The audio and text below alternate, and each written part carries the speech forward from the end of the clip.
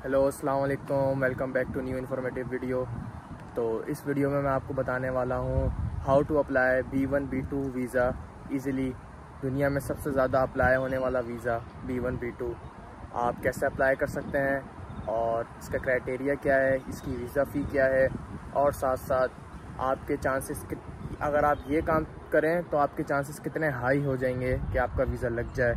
ये सब एक एक बारीकियाँ मैं आपको बताऊंगा, तो बिल्कुल भी वीडियो स्किप नहीं करिएगा और वीडियो ज्वाइन करके रखें। मुझे पता है मैं लेट वीडियो डाल रहा हूँ क्योंकि थोड़ा सा काम वाम वगैरह भी, और जो वीडियोस में डाल रहा हूँ उसके पीछे बहुत ज़्यादा नॉलेज और सर्चिंग होती है इस वजह से। तो बिना किसी देरी के चलते हैं इन्फॉर्मेशन की तरफ। इसको अब मैं बात करूँगा कि इसको अप्लाई कौन कर सकता है। तो इसको वो लोग अप्लाई कर सकते हैं जो टूरिज़म के लिए जाना चाहते हैं, घूमने फिरने, रिश्तेदारों से मिलने, या फिर USA एक्सप्लोर करने। और B2 की मैं बात करता हूँ तो वो होता है बिज़नेस मीटिंग के लिए, यानी कि कोई अगर कॉन्फ्रेंस के लिए जाना चाहता है, जैसे मैं एग्जांपल देता हूँ IT की कॉन्फ्रेंस से कोई यहाँ पे, तो वो B2 अप्लाई करेगा बिज़नेस मीटिंग, जो कि जिसका मकसद है इस वीज़े का IT conferences, medical, fashion and वगैरह वगैरह। How to apply B1 B2 visa. सबसे पहले आप USTravelsDocuments.com पे जाके रजिस्टर करें, जो कि मैं पहले वीडियो में भी बता चुका हूँ। ये सामने मैं डाल दूँगा, उसकी लिंक भी डिस्क्रिप्शन में डाल दूँगा मैं। और उसके बाद आपको फ़ीस पे करनी है। तो एक खुशखबरी ये है कि B1 B2 के लिए सर्विस फ़ी कोई भी नहीं है, सिर्फ आपको $185 पे करने हैं, जो कि पाकिस्तानी 55,000 रुपीज़ होते हैं। और उसको आप $185 को कन्वर्ट कर लें इंडियन और बांग्लादेशी रुपीज़ में। सो आपको ये फ़ीस वगैरह देनी है। उसके जो बाद जो सबसे इम्पोर्टेंट बात मैं आपको बताने जा रहा हूँ वो है DS-160 फॉर्म। पूरा जो वीज़ा आपका बेस होता है वो इस फॉर्म पे होता है। तो DS-160 फॉर्म की मैं बहुत ज़्यादा बारीकी बताऊँगा इस पूरी वीडियो में, इंशाल्लाह आपको बहुत ज़्यादा हेल्प मिलेगी। तो DS-160 फॉर्म बिल्कुल आपको सच्चाई बतानी है, उसमें बिल्कुल ट्रुथफुली उसको भरना है। सो DS-160 फॉर्म के अंदर बिल्कुल भी आपको एक्स्ट्रा एफिशिएंट नहीं बनना, और आपको ये नहीं बताना हाँ भाई मैं जहाज़ भी चला लेता हूँ, मैं 24 व्हीलर ट्रैक्टर भी चला लेता हूँ। बिल्कुल भी झूठ नहीं बोलना और ज़्यादा ओवर नहीं होना, अपने बारे में इतना अच्छा नहीं बताना कि जो कि रियलिटी होना। बिल्कुल सच फिल करना है और सच बात बतानी है, क्योंकि आपका जो NIC नंबर है उससे आपके सब कुछ ज्वाइन होता है। अगर वो लोग आपका NIC नंबर डालेंगे, आपका पूरा बायोडाटा, आपका ख़ानदान, आपकी कितनी बीवी हैं, आपके कितने बच्चे हैं, और बिना NIC के तो आपको ड्राइविंग लाइसेंस भी नहीं मिल सकता, ना आप टैक्स फाइलर हो सकते। तो NIC बिल्कुल उनके पास सारी इन्फॉर्मेशन आप होती है। लेकिन आपको मैं यहाँ पे 2 की पॉइंट्स बताऊँगा। एक, एक्स्ट्रा एफिशिएंट नहीं होना, जितनी बात पूछें उतना ही जवाब देना है। लेकिन जवाब 1 लाइन का भी नहीं होना, जवाब 1 वर्ड का भी नहीं होना चाहिए, 1 लाइन का होना चाहिए। तो मैं आपको इसकी एग्जांपल देता हूँ कैसे। सो फॉर एग्जांपल वो आपसे पूछे 1 के बाद क्या आता है, तो आपको 2 नहीं बोलना, आपको बोलना है 1 के बाद 2 आता है। तो ये एग्जांपल थी। वो पूछे 2 के बाद क्या आता है, तो आपको ये नहीं बोलना 3 ओनली 3, आप बोले 3, ऐसे नहीं बोलना। आपको बोलना है 3 के बाद 4 आता है या 2 के बाद 3 आता है। पूरा 1 लाइन का आंसर होना चाहिए और बिल्कुल सच बात होनी चाहिए। DS-160 फॉर्म की ये बारीकियाँ आप समझें जो आपकी बहुत ज़्यादा हेल्प करेंगी। तो इस तरह से DS-160 फॉर्म आपको फिल करना है, और जब वो आपसे सवाल पूछें तो आपको डिसेंट वे में जवाब देने, क्योंकि यार वो भी ह्यूमन है, वो भी इरिटेट होता है। वो आपको ये ना समझे कि बंदा एरोगेंट है या सही से जवाब नहीं दे रहा सीधे मुँह। बिल्कुल ईजी लें बिल्कुल इंटरव्यू को। एक सिंपल सा इंटरव्यू, ये अगर आपका लगता है वीज़ा तो ऑल गुड, नहीं लगता कोई बात नहीं, ज़िंदगी ख़त्म थोड़ी हो जानी है। आपका ड्रीम है, आपका ख्वाब है, आप दोबारा अप्लाई कर दें। ट्राई आपको करते रहनी है। इंशाल्लाह ताला एक ना एक दिन आपके लिए, जब अल्लाह ताला ने लिखा हुआ होगा, जब आपका वीज़ा लगकर आ जाएगा, तो बिल्कुल भी डिसहार्ट नहीं होना। लोग 2 रिफ्यूज़ल के बाद तीसरी बार अप्लाई कर रहे होते हैं। क्यों? क्योंकि उनको उम्मीद है, उन्होंने दूसरे केसेस देखे हैं।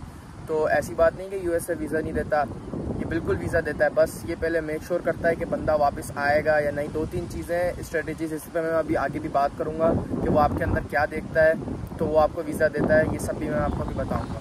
सो अब मैं बात करूँगा कोविड-19 के बाद से जो सबसे ज़्यादा मसला फेस हो रहा है वो है इंटरव्यू की डेट। जो लोगों को इंटरव्यू की डेट मिल रही है वो मिल रही है 1 साल बाद की, किसी को 1.5 साल बाद की, किसी को 8 महीने बाद की।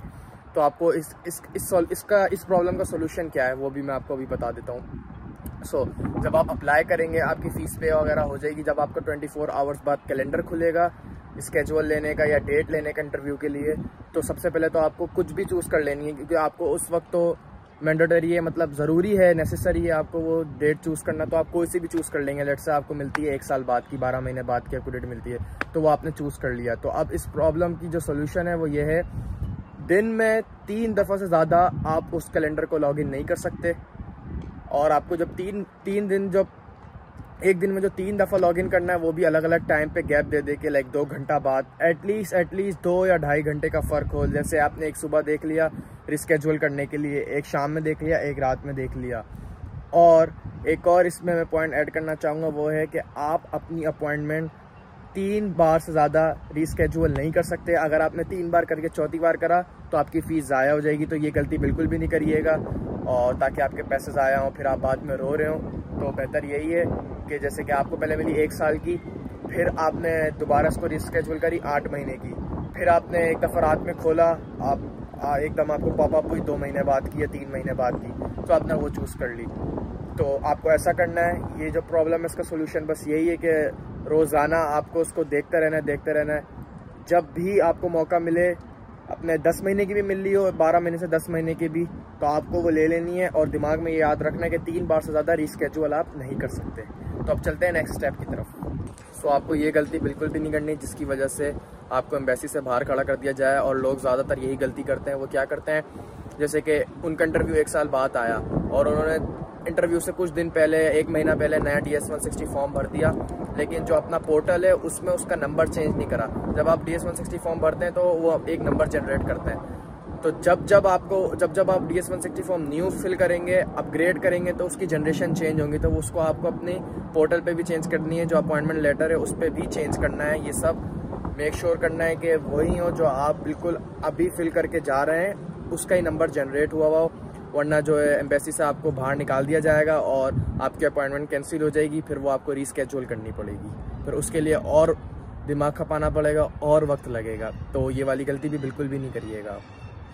किसी भी यूट्यूबर या टिकटॉकर्स को देख के जज्बातों में ना बहें। अपना वीज़ा वाइसली अप्लाई करें और कोशिश करें अपना वीज़ा खुद अप्लाई करें, प्रिपरेशन के साथ अप्लाई करें। एजेंटों के चक्कर में ना पड़ें जो कि पैसा बटोर रहे हैं आजकल, या किसी को भी देख के ना करें। ये मतलब किसी को देख के ये वीज़ा अप्लाई ना करें कि यार इसको मिल गया तो मैं अप्लाई करता हूँ, मुझे भी मिल जाएगा। नहीं, तैयारी से करें। जैसे आप एग्ज़ाम की प्रिपरेशन करते हैं, पूरा साल आप पढ़ते हैं और साल के एंड में जाके उसका क्या बोलते हैं, टेस्ट या एग्ज़ाम जो भी देते हैं, तो इसको इंटरव्यू को एज अ टेस्ट लें। इसकी पूरे साल प्रिपरेशन करें, 8 महीने जितना भी आपको वक्त मिला उसमें प्रिपरेशन करें। और खुद जो आपने फिल करा है वो आपको याद होना चाहिए। सब चीज़ें जो आपने दिखाई हैं वो सच होनी चाहिए। उनके सामने कुछ भी आपको 19-20 नहीं करना। उनको जैसे शक होगा तो वो आपको डायरेक्ट रिजेक्ट करेंगे। Documents required for tourism visitor, तो आपको अपने करंट और प्रीवियस ऑल पासपोर्ट चाहिए, और उसके अलावा आपको 2x2 की वाइट बैकग्राउंड की पिक्चर चाहिए, और 6 मंथ का बैंक स्टेटमेंट चाहिए। Documents required for business visitor, उनको भी ये सेम चीज़ें चाहिए, करंट और प्रीवियस पासपोर्ट चाहिए, उसके अलावा 2x2 की वाइट बैकग्राउंड की पिक्चर चाहिए, और 6 मंथ का बैंक स्टेटमेंट चाहिए, और साथ साथ US से इनविटेशन लेटर चाहिए ताकि उनको प्रूफ दिखाने के लिए। तो ये सारी डॉक्यूमेंटेशंस थी। तो ये वीडियो बड़ी छोटी बनाई है मैंने, सिर्फ अप्लाई करने का बताया है, और जो आजकल मसला चल रहा है उसके बारे में मैंने बात करी है। तो मैं ये फर्दर सीरीज़ बनाऊंगा इंशाल्लाह ताला। उसके लिए उसमें वो जो सीरीज़ है उसमें मैं आपको ये बताऊंगा जो एक बार रिजेक्ट हो गया उसको दूसरी दफ़ा कैसे अप्लाई करना है। तो दो दफ़ा रिजेक्ट हो गया तो उसको तीसरी दफ़ा कैसे अप्लाई करना है। जो तीसरी दफ़ा रिजेक्ट हो गया उसको क्या करना है, ये पूरी मैं सीरीज़ में बताऊंगा। उसके अलावा मैं ये बताऊंगा कि एक कैंडिडेट में ऑफिसर क्या क्या देखता है, कि अगर वो कोई सवाल कर रहा है तो उसके पीछे भी साइंस होती है। वो कोई सवाल ऐसी हवा में उठ के नहीं हो जाता, तो उसकी प्रिपरेशन कैसे करनी है और उसको कैसे हैंडल करना है वो भी मैं इस सीरीज़ में बताऊंगा। तो आप मुझे ज्वाइन करके रखिएगा। आगे सीरीज़ में मैं आपको सब कुछ बताता रहूँगा इंशाल्लाह ताला। और भी अगर आपको कुछ और इन्फॉर्मेशन मुझसे मालूम करनी है या मुझसे पूछना है तो आप कमेंट्स कर सकते हैं। सो ये सारी इंपॉर्टेंट इन्फॉर्मेशन थी जो कि मैंने आपको बताई है, जो आपको बहुत ज़्यादा हेल्प करेगी एक B1 B2 वीज़ा अप्लाई करने में और लेने में। और फर्दर सीरीज़ में बताऊंगा जिसमें आपको सारी इन्फॉर्मेशन साथ साथ मिलती रहेगी इंशाल्लाह। अब जो वीडियो से जल्दी आएंगी तो उसके लिए आप सब्सक्राइब कर लें। आई होप आप लोगों को ये इन्फॉर्मेशन पसंद आई होगी, किसी न किसी के ये इन्फॉर्मेशन ज़रूर काम आएगी। तो मिलते हैं इंशाल्लाह नेक्स्ट इन्फॉर्मेशन या व्लॉग, कोई सा भी व्लॉग या इन्फॉर्मेशन जो भी आप लोग डिमांड करेंगे वो बन जाएगी। ये भी मैंने कमेंट्स के ऊपर बनाई है, मुझे कमेंट्स आए थे बहुत सारे कि B1 B2 के बताएं कैसे अप्लाई करते हैं, इसका क्या प्रोसीजर है, ये सब बताएं। तो इस वजह से मैंने ये बताया है। तो इंशाल्लाह मिलते हैं नेक्स्ट वीडियो में, तब तक के लिए अल्लाह हाफिज़।